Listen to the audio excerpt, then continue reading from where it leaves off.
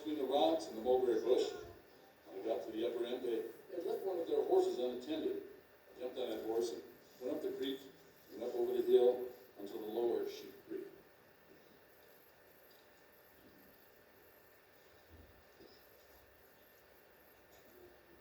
By that time, I was getting a bit hungry, so I looked at the saddle, and lo and behold, to my surprise, I noticed a lunch sack on it.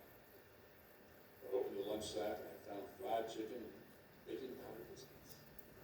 I could not believe my good fortune. I got off my horse, sat down on the stump somebody chopped off, and ate my lunch.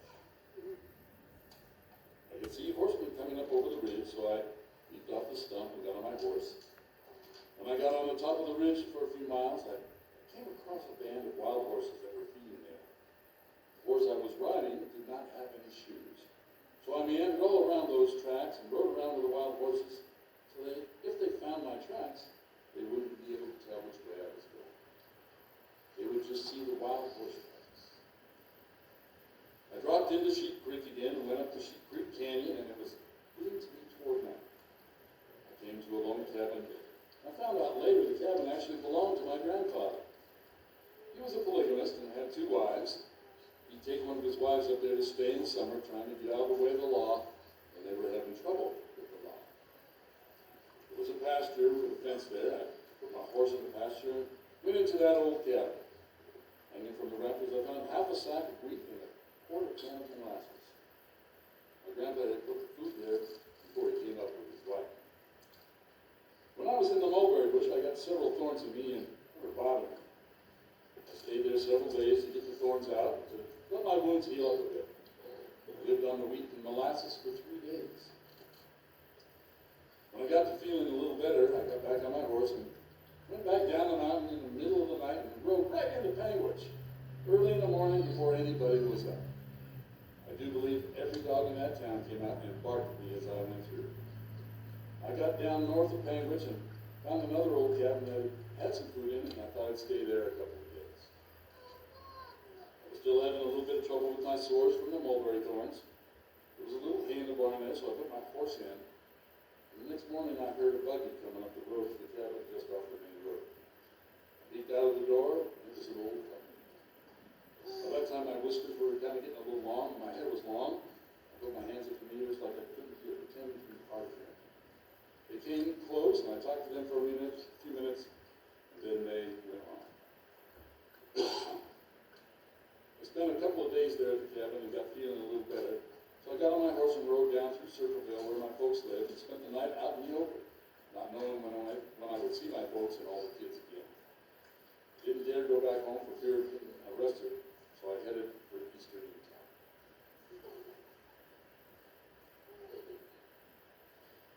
I got in with a group there, and we got organized, and we did some cattle rustling and one thing and another. We moved on to robbing a few banks, and after a while, we stuck to robbing trains. There were coal mines that were owned by Eastern Concerns, and they dealt with gold instead of paper money in those days. We would put the gold on the train in New York and bring it up to CASSIDY'S, Utah. Well, we'd go just east of CASSIDY, stop the trains by the coal mines, and rob them of all their gold. It never seemed to me that I was doing anything wrong because I took from the rich folks and helped out folks who had nothing. I helped a lot of poor people out, and they helped me stay away from the law. I worked my way from Castle Gate down to Green River, Wyoming, where we stayed in Robbers Creek. My outlaw life around the turn of the century started because I nearly killed a kid over a girl at a dancing band. Now I felt like there would be no turning back. How could I face my folks? There were poor families, and they lived out on ranches, and my idea was that we would help the poor people out after we again robbed a train or a bank, just to keep things in balance, so to speak. I ran into a widow woman that had a little ranch and owned a mortgage to bankers. Her husband had died, and she didn't have any money to pay the bankers.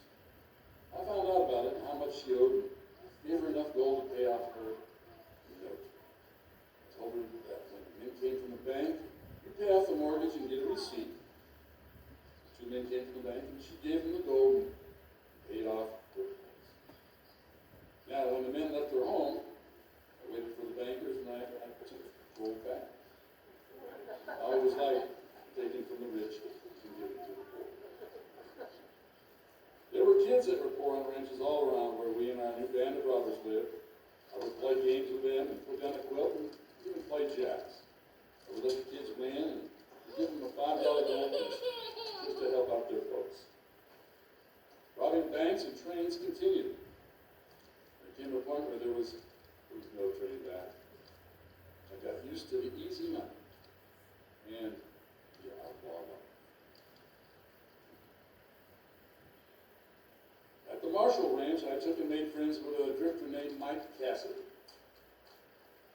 me and the boys about horses, guns, cattle, and wrestling. I had found a release from my weekly religion classes and hard work at home.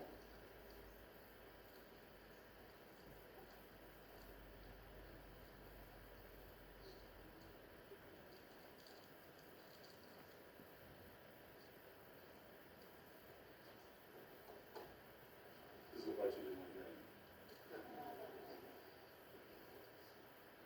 Mike Cassidy became my friend and a hero to me and took me under his wing in 1884, and I was at the ripe old age of 18. I was rustling cattle with Mike from Panama just over the Market Gun Plateau. My life on the run began, so I took on the name Roy Cassidy, later George Cassidy, and finally I decided on Butch Cassidy in honor of Mike Cassidy. We hated the large cattle outfits that were squeezing out the little ranchers. We felt like it was our mission to steal their cattle and hurt them where it counts, right in the pocket. Montpelier, Idaho, August 13, 1886. We robbed the bank with a take of around $7,000 with Elsie Lay, Harvey Logan, and Bob Neese. I recruited Harry Alonzo Longenbaugh, a native of Pennsylvania, to help us. He went by the name Sundance Kid, but he'd spent some time in the Sundance, Wyoming jail. He and I were of the same mind. We were never going back to jail ever again. I drifted west to Telluride, Colorado in 1887, stopping a long way and back beyond country known as Robbers Roost, which is in the rough foothills of the Henry Mountains. I met Matt Warner, one of the first members of my gang, and I also worked in Green River, Wyoming. Matt owned a racehorse, and we entered events and split the winnings. Some of the best times of my life. I love horses, and I love winning. By this time, I'm 23 years old, and we had our gang organized. Me, Matt Warner, and the McCarty brothers planned the robbery of the San Miguel Valley Bank in Telluride, Colorado on June 24th, 1889. We got away with about $21,000 by thoroughly casing the joint first. We then made our way over to a hideout, Browns Park, along the Green River at the Utah-Wyoming border. We made trips to Green River and Vernal before we moved north to Lander, Wyoming. Our gang was the first to break ground on the Outlaw Trail. We would meander the ghost-like path that began in Mexico and went through Utah and ended in Montana. We had all the hideouts and ranches covered, like the Carlisle Ranch near Monticello, where ranch owners seemed willing to give us jobs, even though they knew we had a reputation as outlaw cowboys. The Carlisle is where me and the boys camped out for 2 nights before and after the Telluride holdup. We were close to Robbers Roost. After Telluride, folks knew who we were, and we made all the papers in the area. During this time, our gang established our getaway hideout in the hole in the wall in central Wyoming. The law knew if we made it to hole in the wall, we were safe. They would be dead men if they ever tried to enter. It was 1890 when I bought a cattle ranch near Bois, Wyoming. We were never successful at raising cattle because we were so busy stealing. I became romantic with Ann Bassett, the rancher's daughter at Browns Park in 1894. Her father, Herb Bassett, supplied me with fresh cattle and horses. Everything seemed to be going my way. That year, in 1894, I went to prison for receiving a stolen horse. Darkest day of my life. I entered the Wyoming State Penitentiary, July 15, 1894. I went to jail for 2 years for receiving a stolen horse. I did my time and got off for good behavior after 18 months. Life in prison made me vow never to get caught ever again. My days were gloomy and downright depressing. My mind was made up.